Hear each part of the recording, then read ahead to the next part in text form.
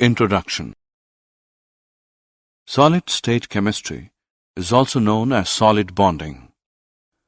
A chemical bond is a net attractive force which holds two particles, atoms, molecules, ions together to form a new solid. These particles bond by electrostatic attraction forces between each other to become more stable. Think about it. If you're not solid, you will be nothing, not even water or cloud. Thanks to solid bonding. Objectives. At the end of this lesson, you'll be able to describe general characteristics of solid state, distinguish between amorphous and crystalline solids, classify crystalline solids on the basis of the nature of binding forces, define crystal lattice and unit cell. Classification of solids. Solids can be classified as crystalline or amorphous on the basis of the nature of order present in the arrangement of their constituent particles. Crystalline solids are anisotropic in nature. Anisotropy in nature is due to different nature of particles along different directions. Amorphous solids. Amorphous solids are also called as pseudosolids or supercooled liquids due to their very slow tendency to flow. Examples. 1. Glass panes fixed to windows or doors of old buildings are invariably found to be slightly thicker at the bottom than at the top because of the glass flows down very slowly and make the bottom portion slightly thicker. 2. Amorphous silicon is one of the best photovoltaic materials available for conversion of sunlight into electricity. Difference between crystalline and amorphous solids. Classification of crystalline solids.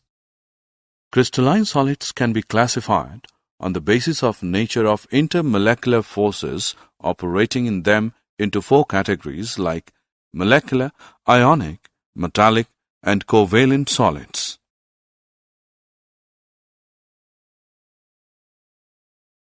Classification of molecular solids. Molecules are the constituent particles of molecular solids. These are further subdivided into the following categories. Nonpolar molecular solids. These solids are soft and non-conductors of electricity. They have low melting points and are usually in liquid or gaseous state at room temperature and pressure. The atoms or molecules are held by weak dispersion forces or London forces. Example, H2, Cl2, and I2. Polar molecular solids. The molecules of substances are formed by polar covalent bonds. The molecules are held together by stronger dipole-dipole interactions. These solids are soft and non-conductors of electricity. Their melting points are higher than those of nonpolar molecular solids. Examples, HCl, SO2.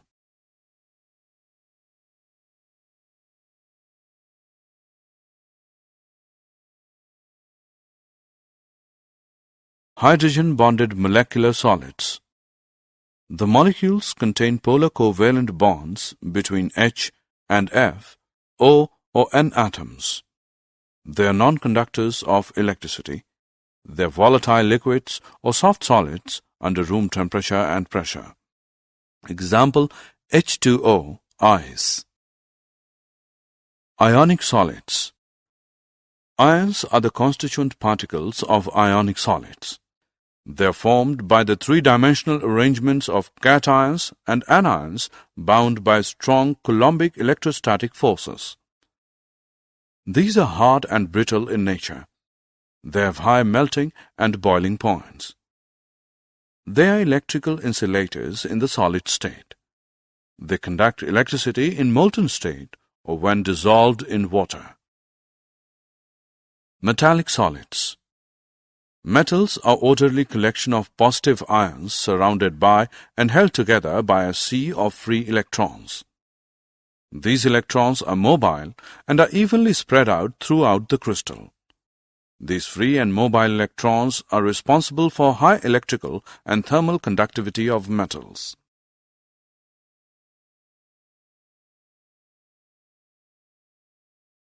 Covalent or network solids.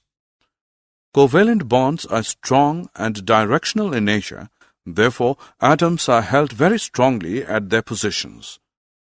Such solids are very hard and brittle. They have extremely high melting points and may even decompose before melting.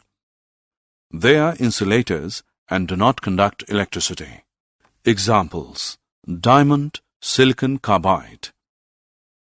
In graphite, carbon atoms are arranged in different layers, and each atom is covalently bonded to 3 of its neighboring atoms in the same layer, which can slide one over the other. This makes graphite a soft solid and a good solid lubricant. Crystal lattices and unit cells. A regular 3-dimensional arrangement of points in space is called a crystal lattice. Unit cell is the smallest portion of a crystal lattice, which, when repeated in different directions, generates the entire lattice. A unit cell is characterized by 1. Its dimensions along the 3 edges A, B, and C. These edges may or may not be mutually perpendicular. 2. Angles between the edges: alpha between B and C, beta between A and C, and gamma between A and B. Thus, a unit cell is characterized by 6 parameters: A, B, C, alpha, beta, and gamma. Primitive and centered unit cells. Unit cells can be broadly divided into 2 categories: primitive and centered unit cells. A. Primitive unit cells. When constituent particles are present only on the corner positions of a unit cell, it is called as primitive unit cells. B. Centered unit cells. When a unit cell contains 1 or more constituent particles present at positions other than corners in addition to those at corners, it is called a centered unit cell.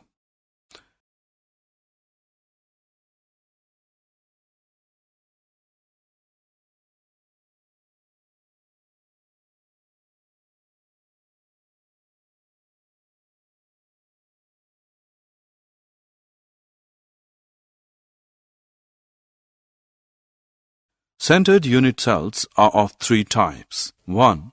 Body-centered unit cells.